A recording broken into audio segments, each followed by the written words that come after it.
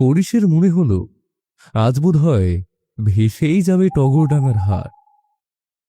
গ্রামের আকাশ যেন অভিমানের ঝাঁপি খুলে বসেছে। বিকেল থেকেই মেঘের গুরু গুরু ডাক, আর সন্ধ্যা নামতেই শুরু হলো মুষলধারে বৃষ্টি, সাথে শোঁ করে ঝোড়ো হাওয়া। টগরডাঙ্গার হাট সপ্তাহের দুদিন বেশ জমে উঠলেও আজ প্রকৃতির এই রুদ্রমূর্তির কাছে হার মেনেছে। যে কজন দোকানি পসরা সাজিয়ে বসেছিল তারা তাড়াহুড়ো করে সবকিছু গুটিয়ে বাড়ির পথ ধরেছে। এখন রাত প্রায় 10টা। গোটা হাট চত্বর একেবারে জনশূন্য। শুধু হরিশ, এই হাটের চৌকিদার, হাতে ভারী লাঠি আর টিমটিমে লণ্ঠন নিয়ে একাই জেগে রয়েছে। না, হতচ্ছাড়া এই বৃষ্টিটা দেখি আমাকে আজ টিকতেও দেবে না। কোথায় যে যায়। চারিদিকে ঘন অন্ধকার। বৃষ্টির ছাঁট থেকে বাঁচতে হরিশ আশ্রয় নিয়েছে হাটের মাঝখানে থাকা কয়েকশো বছরের পুরানো বিশাল বটগাছটার নিচে। সে ভাবল আজ রাতটা এখানেই ঘাঁটি গাড়তে হবে।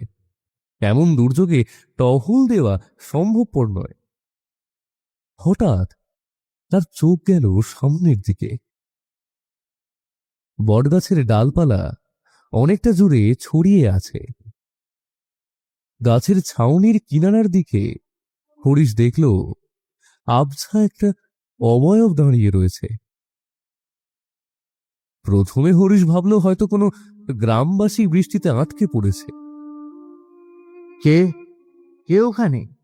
এই ঝড় বাদলে আটকে পড়েছেন নাকি? কোনো উত্তর এলো না।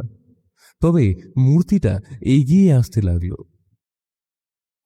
কাছাকাছি আসতেই ধলাস করে উঠল হরিশের বুকের ভেতরটা। বৃদ্ধ এক লোক, পরনে বহু পুরনো দিনের সওদাগরের মতো পোশাক, লম্বা ঝুলের কুর্তা আর মাথায় জড়ানো পাগড়ি। বয়স বোঝা দায়, তবে মুখটা কেমন যেন ফ্যাকাশে, চোখের দৃষ্টি পলকহীন। এমন পোশাকে এই যুগে কাউকে দেখা যায় না। বৃদ্ধ তার সামনে এসে দাঁড়ালো। হরিশ কিছু বলার আগেই বৃদ্ধ তার হাড় ঝিরঝিরে হাতটা বাড়িয়ে দিল। সেই হাতে ধরা একটা পুরনো আমলের রূপার মুদ্রা। এটা বরাবরই কেদার চৌধুরীর বংশের কাউকে পৌঁছে দেবে। বলবে মাধব তার কথা রেখেছে। কথাগুলো বলেই বৃদ্ধ আর এক মুহূর্ত দাঁড়ালো না। যেদিক থেকে এসেছিল সেদিকেই অন্ধকারের মধ্যে মিলিয়ে গেল। হরিশ এতটাই হতভম্ব হয়ে গেল যে তাকে থামানোর কথা ওর মাথাতেই আসেনি। যখন ঘোর কাটল তখন চারপাশে আর কেউ নেই। শুধু ঝমঝমিয়ে বৃষ্টি পড়ছে আর হাওয়ার দাপটে বটগাছের পাতাগুলো খসমস করছে। হরিশ ভাবল এই বয়সে এসে মাথাটা কি খারাপ হয়ে গেল। কিন্তু এরপরই তার চোখ গেল নিজের হাতের দিকে। ওর হাতে সত্যি একটা রূপার মুদ্রা। আর যাই হোক, এটা তো কোনো ভ্রম নয়। কিন্তু কে এই মাধব? তাছাড়া টগরডাঙ্গায় বড় বাড়ি বা কেদার চৌধুরী নামে কাউকে তো সে চেনে না।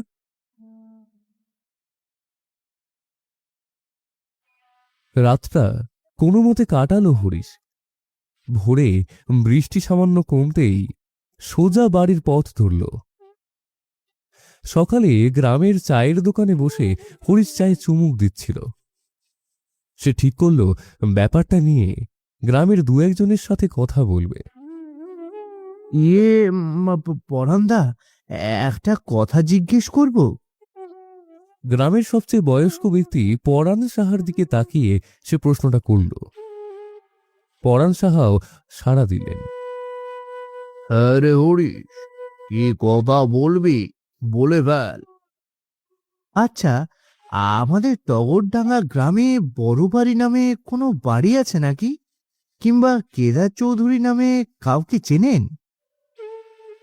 হরিশের প্রশ্ন শুনে দোকানের সবাই হঠাৎ চুপ মেরে গেল। পরাণ সাহা চায়ের কাপ থেকে মুখ সরিয়ে তীক্ষ্ণ চোখে হরিশের দিকে তাকালেন। তার রেখাযুক্ত কপালে আরো কিছু ভাঁজ বলল। কেদার চৌধুরীর কথা বলছিস? বড় বাড়ি? তা তুই এই নামগুলো কোথায় পেলি রে হরিশ? এ তো বহু বছর আগের কথা রে। হরিশের বুকটা ধক করে উঠল। তার মানে নামগুলো মিথ্যে নয়, সত্যি। ওই এমনি আর কি, একজনের কাছে শুনলাম। আপনি কিছু জানেন নাকি? এখানে বড় বাড়ি নামে একটা বিশাল বাড়ি ছিল বটে, গ্রামের একেবারে উত্তর প্রান্তে। তবে সে বাড়ি এখন আর নেই, নদী ভাঙনে তলিয়ে গেছে। আর কেদার চৌধুরী ছিলেন ওই বাড়ির মালিক। বিশাল ধনী লোক, পাটের ব্যবসা করতেন। দাপট তো ছিলই, মেজাজও ছিল কড়া। দোকানের অন্যরাও এবার আলোচনায় যোগ দিল। ওই কেদার চৌধুরীর একজন ব্যবসায়িক সঙ্গী ছিল না পরান্দা? কি যেন নাম, মাধব, মাধব পোদ্দার। মাধব নামটা শোনার সাথে সাথেই হরিশের হাত থেকে চায়ের কাপটা প্রায় পড়েই যাচ্ছিল। হ্যাঁ, মাধব পোদ্দার ভিন গায়ের লোক হলেও সে কেদারের সাথে ব্যবসা করত। কিন্তু একদিন তাদের মধ্যে লেগে যায়, টাকার লেনদেন নিয়ে ঝামেলা। গ্রামের লোকেরা বলতো মাধব নাকি কেদারের টাকা আত্মসাৎ করেছিল। এরপর কেদার চৌধুরী একদিন সপরিবারে এই গ্রাম ছেড়ে চলে যায়, আর কোনোদিনও ফিরে আসেননি। ও হ্যাঁ, এই গাঁয়ের মোড়ল কিন্তু সেই কেদার চৌধুরীর নাতি। বলেন কি, তিনি কেদার চৌধুরীর বংশধর? আর আর মাধব পোদ্দার, তার কি হয়েছিল? সে এক রহস্য। কেদার চৌধুরী গ্রাম ছাড়ার কয়েক মাস পর এক বর্ষার রাতে টগরডাঙ্গার হাট থেকে মাধব পোদ্দার উধাও হয়ে যায়। কেউ বলে সে টাকা নিয়ে পালিয়েছে, আবার কেউ বলে কেদারের লোকেরা তাকে তুলে নিয়ে গেছে। তার আর কোনো খোঁজ কোনোদিনও মেলেনি। এত বছর কেটে গেল, কিন্তু রহস্যটা রহস্যই থেকে গেল। কথাগুলো শোনার পর হরিশের মনে হলো তার পায়ের নিচের মাটি সরে যাচ্ছে। সে বুঝতে পারছে গত রাতে সে কোনো সাধারণ বৃদ্ধের সাথে কথা বলেনি। যার সাথে কথা বলেছে সে বহু বছর আগে হারিয়ে যাওয়া সেই মাধব পোদ্দার। কিন্তু সেটা কিভাবে সম্ভব? মানুষ মরে গেলে কি ফিরে আসে? আর তার হাতে থাকা এই মুদ্রাটাই বা কিসের ইঙ্গিত দিচ্ছে তাকে? মাধব তার কথা রেখেছে, এই কথারই বা কি অর্থ? একরাশ প্রশ্ন আর অজানা ভয় হরিশকে গ্রাস করতে শুরু করল। তবে সবচেয়ে বড় সমস্যা হলো, চাইলেই গ্রামের মোড়লকে গিয়ে এইসব উল্টোপাল্টা কথা বলা যাবে না। হরিশকে নির্ঘাত পাগল ঠাউরাবেন তিনি। হরিশের কয়েক রাত কেটে গেল নির্ঘুম। এক রাতে একটু ঘুম এসেছিল বটে, কিন্তু তখনই সে একটা স্বপ্ন দেখল। স্বপ্নে হরিশ নিজেকে আবিষ্কার করল টগরডাঙ্গার হাটে। চারিদিকে উথাল পাথাল বৃষ্টি, আর বিশাল বটগাছটার নিচে দাঁড়িয়ে আছে মাধব পোদ্দার। পরনে সেই পুরনো সওদাগরি পোশাক, তার ফ্যাকাশে মুখে একটা অদ্ভুত হাসি। হরিশের দিকে এক দৃষ্টে তাকিয়ে আছে। আমি মাধব পোদ্দার। আমরা কথা রেখেছি, কিন্তু তুমি কথা রেখেছ তো? চমকে ঘুম থেকে জেগে উঠল হরিশ। বুঝতে পারল এইভাবে চলতে থাকলে সে পাগল হয়ে যাবে। রূপার মুদ্রাটা মোড়লের হাতে পৌঁছে দিতেই হবে। কেদার চৌধুরীর বংশধর তিনি, হাতে তুলে দিয়ে চলে আসবেন। এতে তিনি হরিশকে পাগল ভাবুক আর যাই ভাবুক, এই যন্ত্রণা থেকে মুক্তি পেলেই স্বস্তি। গ্রামের মোড়ল শ্যামল চৌধুরী বয়সে হরিশের মতোই, কিন্তু বংশমর্যাদার টাকা পয়সায় তার অনেক প্রভাব। মোড়লের বাড়ি ছুটল হরিশ। শ্যামল চৌধুরী তখন বৈঠকখানায় বসে হিসাবের খাতা দেখছিল। হরিশকে দেখে সে কিছুটা অবাক হল। কি ব্যাপার হরিশ, অসময়ে কি মনে করে? হাটে কোনো সমস্যা হয়েছে নাকি? হরিশ ইতস্তত ভাব নিয়ে রূপার মুদ্রাটা বের করে মোড়লের সামনে রাখল। তারপর কাঁপা কাঁপা গলায় গত কয়েকদিনের সব ঘটনা খুলে বলল।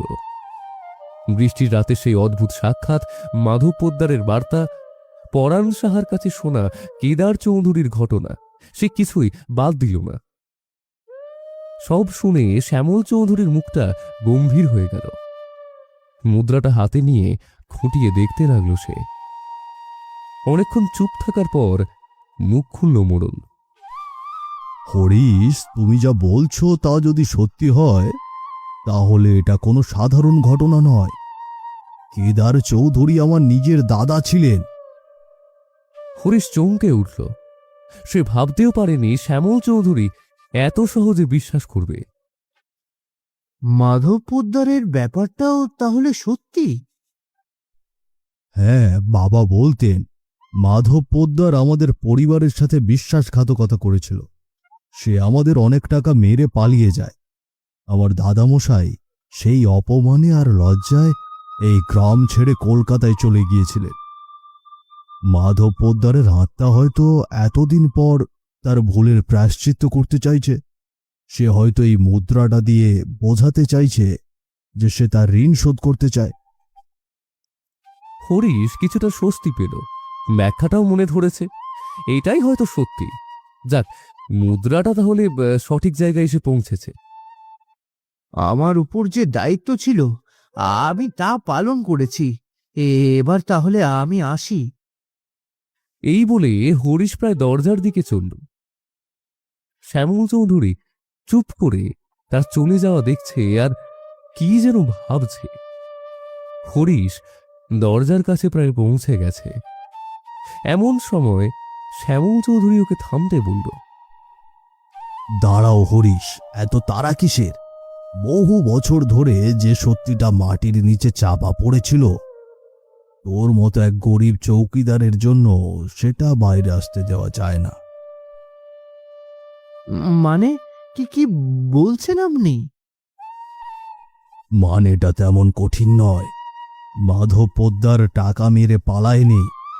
আমার দাদামশাই তাকে ওই হাটের বট গাছের নিচে পুঁতে দিয়েছিল, কারণ সে তার প্রাপ্য অংশ চাইছিল, যা দাদামশাইয়ের দেওয়ার ইচ্ছা ছিল না।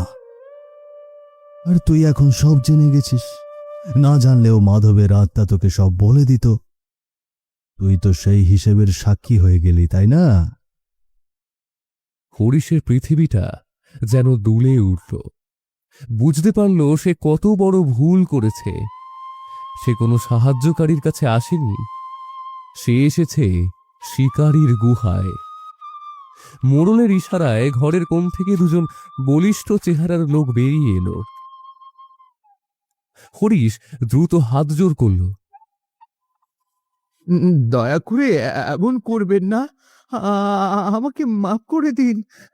আমি জেনে বুঝে কিছু করিনি। কাউকে কিচ্ছু আমি বলবো না। আমাকে মাফ করে দিন। আমার বাড়িতে বহু ছেলে মেয়ে আছে। দয়া করে আমাকে মাফ করে দিন। আমার সাথে এমন করবেন না। চুপ কর। তোর মতো নর্দমার কীটদের জন্যই এই রকম এক একটা ঝামেলায় পড়তে হয় আমাদের। তাছাড়া তোর জীবনের দাম আমার পরিবারের সম্মানের চেয়ে বেশি নয়। মাধবের আত্মা তো এতদিন দেখা যায়নি, তার মানে তুই অকারণে ওকে আবার জাগিয়েছিস। সেই রাতেই শেষ করে দেওয়া হলো হরিশকে। ওর আর্তনাদ মোড়লের বাড়ির চার দেওয়ালের বাইরে গেল না। তার দেহটাকেও কোথায় যেন গুম করে ফেলা হলো। পরের সপ্তাহে টগরডাঙ্গার হাটে নতুন চৌকিদার হিসেবে যোগ দিল নিতাই। 25 বছরের টগবগে যুবক। সে শুনেছে আগের চৌকিদার হরিশ নাকি হাটের জমানো টাকা চুরি করে পালিয়েছে। গ্রামের লোকেরা ব্যাপারটা নিয়ে খুব একটা আলোচনা করে না, কেউ জিজ্ঞেস করলে এড়িয়ে যায়। নিতাইয়ের কাছে ব্যাপারটা একটু অদ্ভুত লাগলেও সে বেশি মাথা ঘামালো না। তার চাকরির দরকার, আর সে চাকরি পেয়েছে। নিতাইয়ের প্রথম রাতেই অঝোর ধারায় বৃষ্টি নামল। একে তো রাতের অন্ধকার, তার মধ্যে আবার বৃষ্টির তোড়ে সব ঝাপসা দেখাচ্ছে। তবুও শক্তিশালী টর্চ হাতে নিয়ে হাটের চারদিকে টহল দিয়ে বেড়াচ্ছে নিতাই। রাত বাড়ার সাথে সাথে ঝোড়ো হাওয়া আর বৃষ্টির তেজও বাড়ছে। কিছু সময় টহল দেওয়ার পর নিতাই ঠিক করল হাটের মাঝখানে ওই পুরনো বটগাছটার নিচে গিয়ে আশ্রয় নেবে। গাছের নিচে দাঁড়াতেই ওর মনে হলো এখানটায় আবহাওয়া কেমন যেন থমথমে, ভ্যাপসা গরম লাগছে।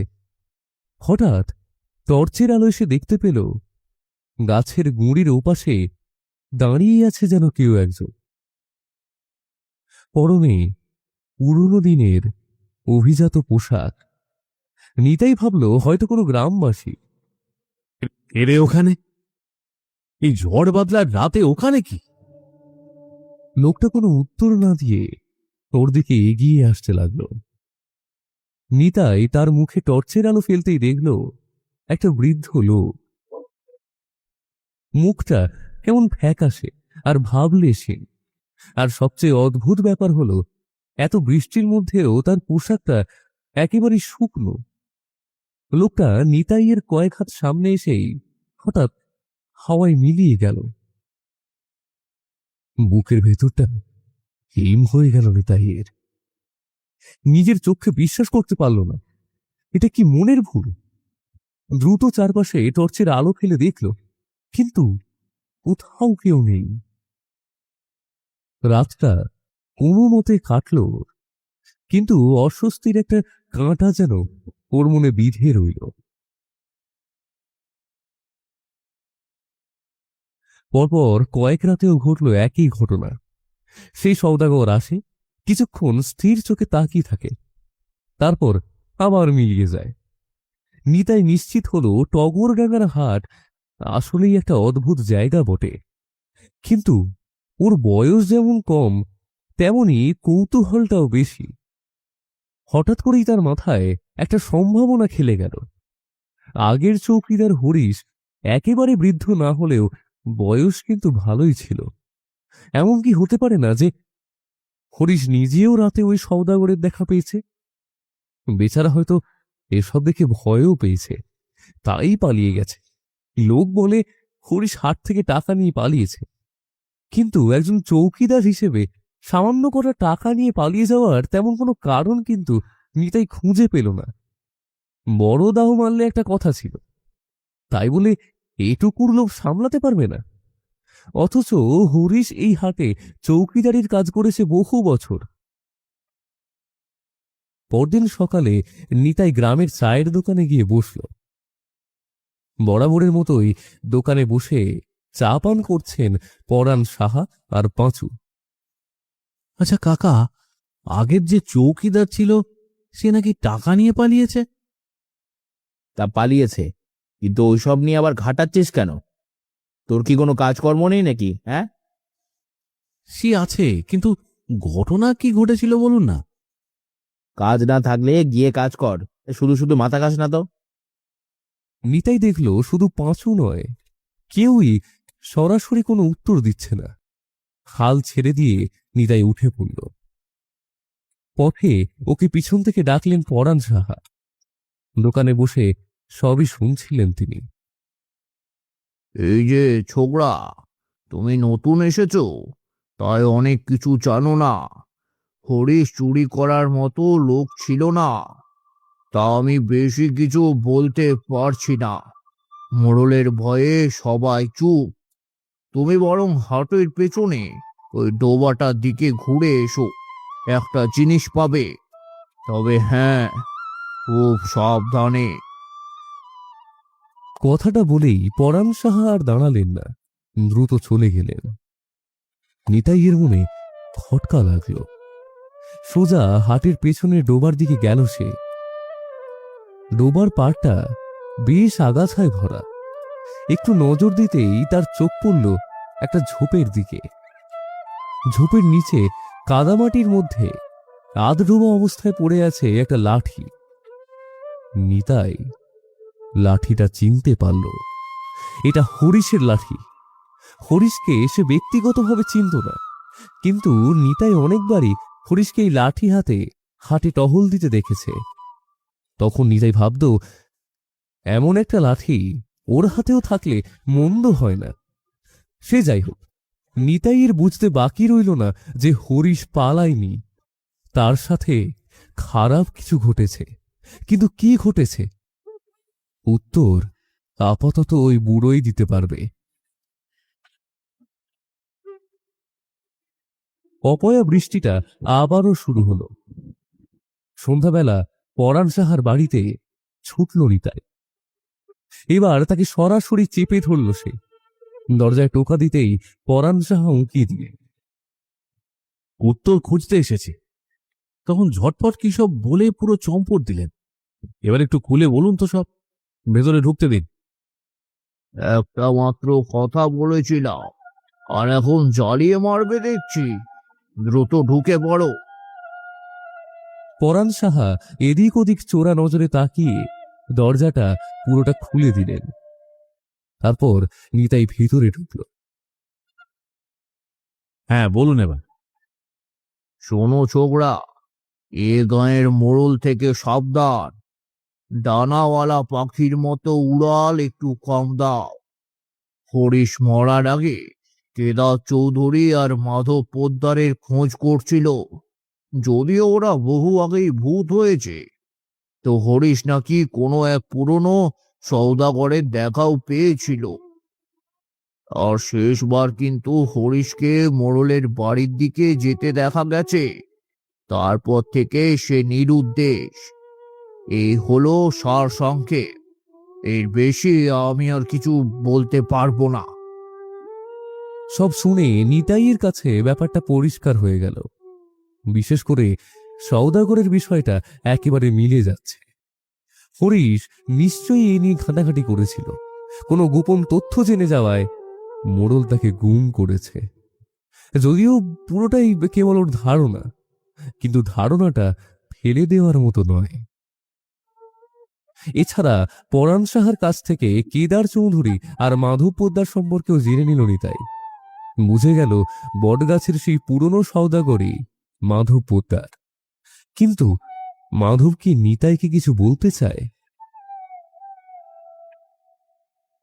পরের রাতে ঝড় বৃষ্টি আরো বাড়ল। পগরডাঙ্গার হাটে টহল কাজটা আগেভাগেই সেরে নিল নিতাই। এরপর বটগাছের নিচে গিয়ে অপেক্ষা করতে লাগলো কখন সেই সওদাগর আসবে। বেশি অপেক্ষা করতে হলো না, আবারও হাজির হলো মাধবের ছায়ামূর্তি। নিতাইয়ের কিছু বলতে হলো না, মাধবও কোনো কথা বলল না। সে শুধু আর হাতটা তুলে হাটের এক কোণে থাকা মোড়লের পাটির গুদামের দিকে ইঙ্গিত করল, আর তারপরেই উধাও হয়ে গেল। নিতাইয়ের সারা শরীর উত্তেজনায় কাঁপতে শুরু করেছে। এই রহস্যের শেষ তাকে দেখতেই হবে। সে টর্চ হাতে নিয়ে মোড়লের গুদামের দিকে এগোল। ভেতরে ভ্যাপসা গন্ধ। পুরানো পাটির বস্তা এখানে ওখানে ছড়ানো। নিতাই টর্চের আলো ফেলে চারিদিক দেখতে লাগল। গুদামের এক কোণে এসে তার চোখটা যেন আটকে গেল। সেখানকার মাটিটা অন্য জায়গার চেয়ে আলাদা। মনে হচ্ছে কিছুদিন আগেই নতুন করে মাটি ফেলা হয়েছে। সন্দেহ হলো নিতাইয়ের। পাশে পড়ে থাকা শাবল দিয়ে জায়গাটা খুঁড়তে শুরু করল। কিছু পরিমাণ মাটি সরাতেই যা দেখল তাতে ভয়ানক চমকে উঠল নিতাই। আধপচা একটা মানব দেহ। চেহারা অতটা বোঝা না গেলেও জামা কাপড় দেখে চিনতে অসুবিধা হলো না এটা হরিশের মরদেহ। নিতাই দ্রুত পালাতে গেল, কিন্তু গুদাম থেকে বের হতেই দেখল কজন লোক নিয়ে শ্যামল মোড়ল এদিকেই আসছে। হয়তো মনে সন্দেহ জেগেছিল, নতুন চৌকিদার যদি কিছু জেনে যায় তাহলে সমস্যা, কারণ মাধবের আত্মা এখনো এই হাটেই ঘুরে বেড়াচ্ছে। নিতাইকে দেখা মাত্র মোড়লের লোকেরা ধর ধর বলে চিৎকার করে উঠল। নিতাইও দৌড় দিল উল্টো দিকে। তুমুল বৃষ্টির মধ্যে কোনো মতে হাট পেরিয়ে গ্রামের রাস্তায় মিলিয়ে গেল সে। মোড়লের লোকেরা তার পিছু নিল, কিন্তু শ্যামল চৌধুরী একা দাঁড়িয়ে রইল সেই বটগাছটার সামনে। রাগে গজরাতে লাগলো। একটা চৌকিদার আমার মান সম্মান নিয়ে টানাটানি শুরু করেছিল, এখন আর এক চৌকিদার মরার ওপর খাড়ার ঘা হয়ে কপালে জুটেছে। আজ ওর লাশও হরিশের পাশেই পুঁতে দেব। যত সব নর্দমার কীট। হঠাৎ করে এই ঝোড়ো হাওয়াটা যেন থেমে গেল। চারপাশটা অস্বাভাবিক রকমের শান্ত হয়ে গেল। বৃষ্টির শব্দ ছাড়া আর কোনো আওয়াজ নেই। শ্যামল মোড়ল অবাক হয়ে চারপাশে তাকালো, আর তখনই সে দেখতে পেল বটগাছের নিচ থেকে ধীরে ধীরে একটা অবয়ব বেরিয়ে আসছে। মাধব পোদ্দার। চোখ দুটো জল জল করছে তার, ফ্যাকাশে মুখটা রাগে বিকৃত। শ্যামল চৌধুরী ভয়ে পিছিয়ে যেতে লাগলো। কে তুই? খবরদার, আমি শ্যামল মোড়ল, আমার কাছে আসবি না। মাধবের ঠোঁটের কোণে অদ্ভুত হাসি ফুটে উঠেছে। শূন্যে ভাসতে ভাসতে শ্যামল মোড়লের সামনে এসে দাঁড়ালো মাধব। আর জিরজিরে হাতটা বাড়ালো শ্যামল মোড়লের গলার দিকে। ওদিকে নিতাই মোড়লের লোকেদের ফাঁকি দিয়ে আবার হাটে ফিরে এসেছে। ঝোপের আড়াল থেকে সবই চোখে পড়ল ওর। অবাক হয়ে দেখল শ্যামল মোড়ল শূন্যে ভেসে ছটফট করছে, যেন কেউ অদৃশ্য হাতে গলা টিপে ধরে শূন্যে ঝুলিয়ে রেখেছে তাকে। কিছুক্ষণ পর নিথর হয়ে গেল মোড়লের শরীরটা, তারপর আছড়ে পড়ল মাটিতে।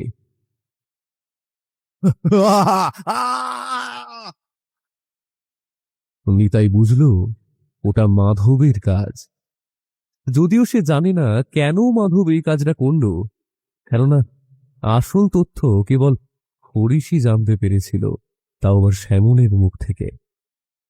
তবে হরিশের খুনের শাস্তি শ্যামল পেয়েছে, এটুকু ভেবেই স্বস্তি পেল নিতাই।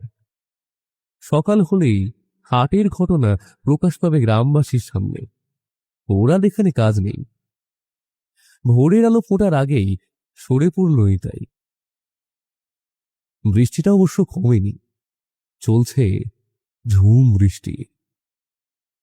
আজ বোধহয় ভেসেই যাবে টগরডাঙ্গার হাট।